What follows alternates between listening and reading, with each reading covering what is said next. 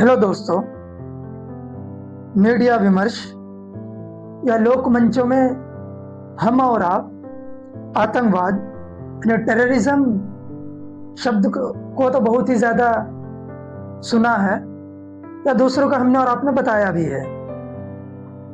लेकिन इसी से रिलेटेड एक शब्द है जिसे हम नार्को आतंकवाद यानी नार्को टेररिज्म के नाम से जानते हैं।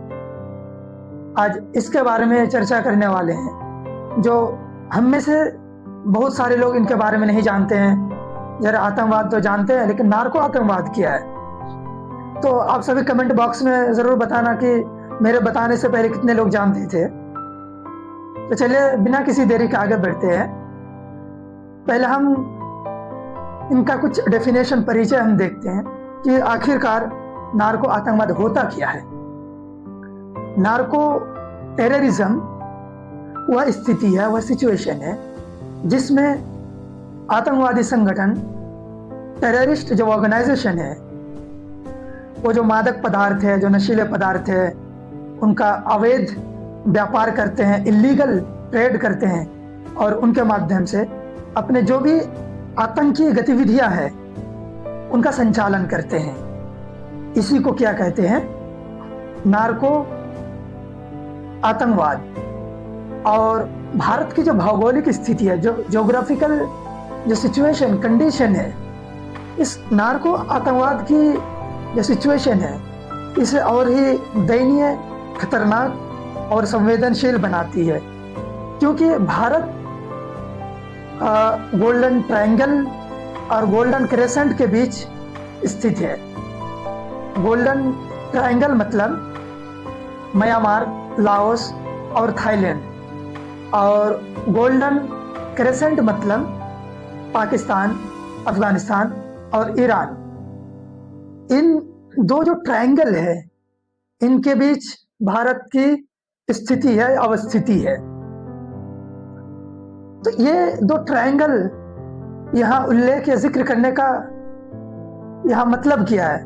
क्योंकि ये जो म्यांमार हो गए, लाओस हो गए, थाईलैंड हो गए, वेस्ट में चाहे पाकिस्तान हो गए, अफगानिस्तान हो गए, ईरान हो गए, यहाँ पे जितने भी मादक पदार्थ है, नशीले पदार्थ है, जो ड्रग्स है जैसे अफीम, उनकी बहुत बड़ी मात्रा में खेती होती है। और इसी भारत होते हुए यहाँ पे सप्लाई होते हैं, आदान प्रदान होते हैं। एक प्रकार से जो सप्लाई चेन है, जो आपूर्ति श्रृंखला है, जो गोल्डन ट्रायंगल और जो गोल्डन क्रेसेंट, इनके बीच एक दूसरे से कनेक्टेड है और भारत इन्हीं के बीच है। इसलिए भारत की स्थिति और ही ज्यादा सेंसिटिव है। तो भारत की स्थिति इतनी संवेदनशील है तो स्वाभाविक है कि इनकी बहुत सारे खतरे भी होंगे, और जब खतरे होंगे तो उनके समाधान भी तो चाहिए। तो आइए पहले हम उसकी जो खतरे हैं, जो चुनौतियां हैं, उसे हम देखते हैं। चुनौती नंबर 1 ये है कि इससे आतंकवादी वित्त पोषण होता है। ये जो आतंकवादी संगठन है, टेररिस्ट जो ऑर्गेनाइजेशन है, जो नशीले पदार्थ है, इनका अवैध व्यापार करके ये जो आतंकवादी जो ग्रुप्स है, तो उनका ये प्रशिक्षण करते हैं, इसी पैसे से उनका भर्ती करते हैं, हथियार खरीदते हैं। फिर चुनौती नंबर 2 ये है सीमा प्रबंधन की समस्या। सीमा पर नकारात्मक प्रभाव पड़ता है, जैसे कि पंजाब रीजन हो गए या फिर नॉर्थ ईस्ट में म्यांमार वाले बॉर्डर हो गए, फिर उधर जम्मू कश्मीर वाले बॉर्डर हो गए। तो यहाँ से क्या करते हैं आतंकवादी संगठन? इस जो दुर्गम स्थिति है, तो यहाँ से तो इलीगल ट्रेड करते हैं और साथ ही यहाँ से घुसपैठ को बढ़ाती है। तो भारत की सिक्योरिटी के लिए या आंतरिक सुरक्षा के लिए या सामाजिक स्थिरता के लिए कितना बड़ा थ्रेट है, समझ रहे हैं? फिर तीसरी सबसे बड़ी चुनौती यह है युवा शक्ति का क्षरण, यानी यूथ का बर्बाद होना, युवाओं का नशे की लत में बर्बाद होना। जब युवाओं को नशे की आदत लगती है, नशे की लत में संलिप्त होते हैं हमारे युवा, यूथ, जो डेमोग्राफिक डिविडेंड की हम बात करते हैं। डेमोग्राफिक डिविडेंड तब तक ही है जब तक हम उसे बेहतर शिक्षा, स्वास्थ्य और सारी सुविधा देकर ह्यूमन कैपिटल में बदलकर हम उनका आर्थिक, औद्योगिक और विभिन्न क्षेत्रों में हम उनका यूज ना करें, तब तक वो डेमोग्राफिक डिविडेंड हमारे लिए उपयोगी नहीं हो सकता। तो अगर इसे हम ह्यूमन कैपिटल में अगर नहीं बदले युवाओं को, तो एक प्रकार से हमारे लिए ही डेमोग्राफिक डिविडेंड डेमोग्राफिक डिजास्टर बन जाएगा, जनसांख्यिकीय आपदा बन जाएगा। तो ऐसी सिचुएशन में तो जानबूझ के जो भारत के जो दुश्मन कंट्री है, जो शत्रु देश है, जो एनिमीज कंट्री है, तो जानबूझ के चाह रहा है जो भारत की जो यूथ जो पावर है, युवा शक्ति है, कहीं ना कहीं उसे नशे की आदत लगाकर उन्हें बर्बाद किया जाए और भारत की जो डेमोग्राफिक डिविडेंड है वह डेमोग्राफिक डिजास्टर में बदला जाए।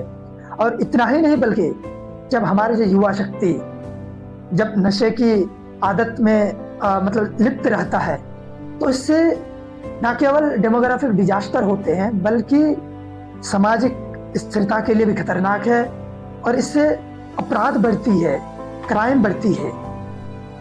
फिर चौथी समस्या यह होता है ऑर्गेनाइज्ड क्राइम, संगठित अपराध, यानी जैसे हवाला, मनी लॉन्ड्रिंग, ब्लैक मनी, जो हथियार की जो अवैध नेटवर्क है, जो नेक्सस है, वो जुड़ जाता है।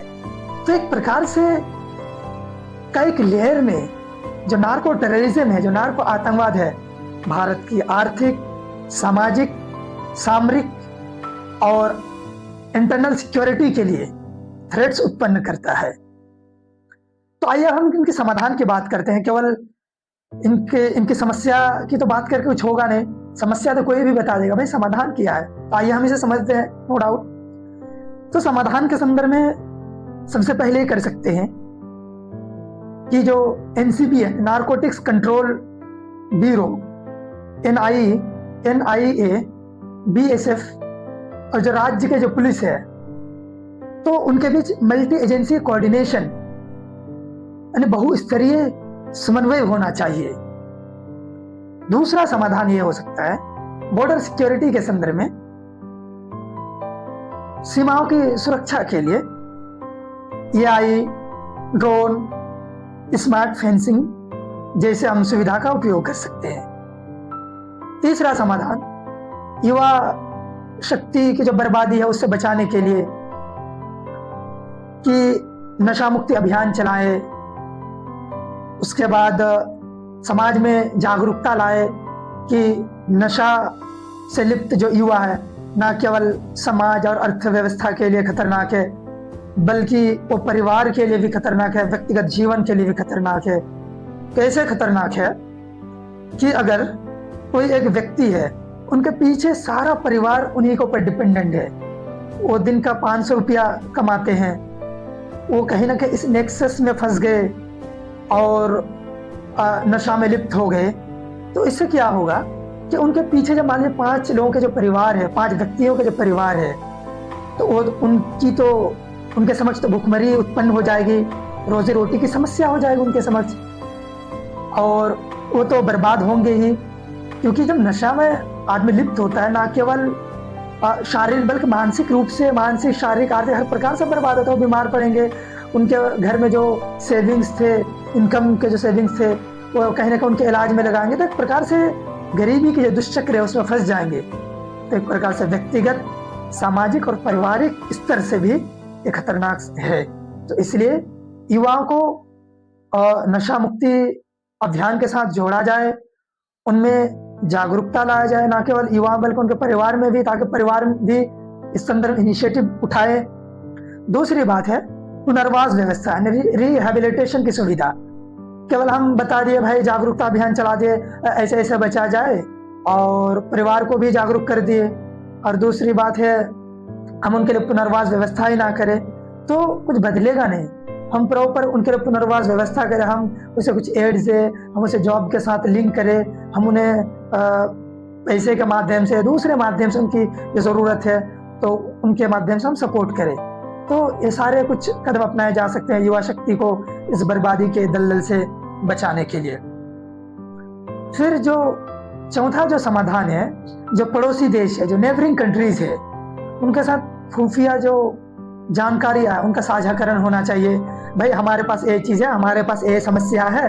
फॉर एग्जांपल बांग्लादेश में कुछ अलग प्रकार की समस्या है, तो बांग्लादेश देश हमें बताए जो इस प्रकार की समस्या, मैं बांग्लादेश को बताऊं, फिर दोनों की जो समस्या है दोनों मिलकर बैठेंगे, दोनों में कॉमन चीज़ क्या है, फिर दोनों को फिर निकाल के फिर इसका समस्या का समाधान हो सकता है। साथ ही जो अंतर्राष्ट्रीय सहयोग है, इंटरनेशनल जो कोऑपरेशन है, जो कोऑर्डिनेशन है, साथ ही इसे भी बढ़ावा देना चाहिए।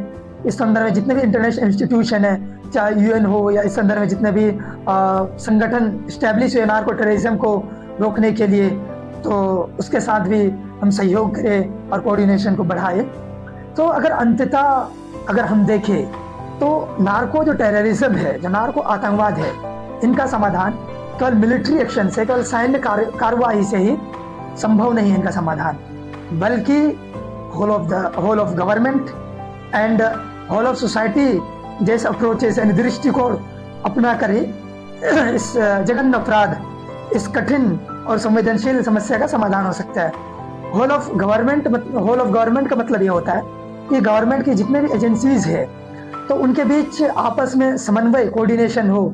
और जब होल ऑफ सोसाइटी की बात करते हैं तो सोसाइटी के जितने भी अंग है, कंपोनेंट्स है, चाहे मीडिया हो, सिविल सोसाइटी हो, शिक्षक हो, स्कूल्स हो, चाहे पारिवारिक स्तर पर हो, व्यक्तिगत स्तर पर हो, धार्मिक नेतृत्व करता धार्मिक गुरु हो या मस्जिद, मंदिर, गुरुद्वारा, तो होल ऑफ सोसाइटी की ये सारी चीजें जब एक साथ मिलकर, whole of government, whole of society एक साथ मिलकर काम करेंगे तो इस समस्या का एक्चुअल और स्थायी समाधान संभव हो सकता है। आप कमेंट में जरूर बताएं कि इसके अलावा भी आपके पास किसी प्रकार की सोल्यूशन है। अगर है तो आप मुझे कमेंट बॉक्स में बताएं, उससे मैं भी कुछ चीजें सीखूंगा, क्योंकि जब आप कमेंट बॉक्स में कमेंट करते हैं उससे मेरे अंदर जो कमियां हैं उजागर होता है और उससे मैं नई नई चीजें सीखता हूं और उसे मैं सुधारने का प्रयास करता हूं। तो आप एक प्रकार से हमारे लिए गुरु की तरह, एक शिक्षक की तरह भी काम कर सकते हैं। अगर आप इसमें कुछ योगदान दे सकते हैं, कुछ जोड़ सकते हैं, तो उनके लिए मैं आभारी रहूंगा। हमें सुनने के लिए धन्यवाद। नेक्स्ट वीडियो में मिलते हैं।